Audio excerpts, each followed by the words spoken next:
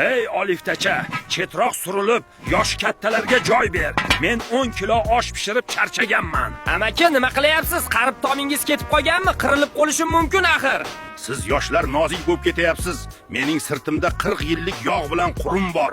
Meni temir machalkada yuvishadi. Chunki biz chugunmiz, tarixiy legendamiz. Senga esa salgina temir vilka tegib ketsa, teflonli makiyajing buzilib qoladi. Temir vilka so'zini hazillashmam ayta ko'rmang yonimda.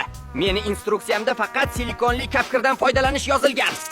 Lekin menda hech qanday yog'siz ham ovqatni qovursa bo'ladi. Menga yopishib qolmaydi asosiysi. Yog'siz osh bu kasallar uchun kashaku. Men ichimda yog' qaynashini yoqtiraman.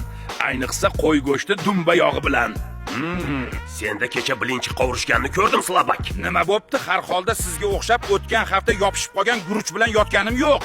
To'g'ri aytasan, xo'jayin tozalab qo'ysa yomon bo'lmas edi.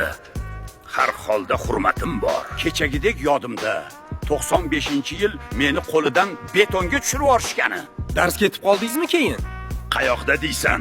Dars ketsam shu yerda turamanmi? Beton styajka yorilib ketgan edi o'shanda.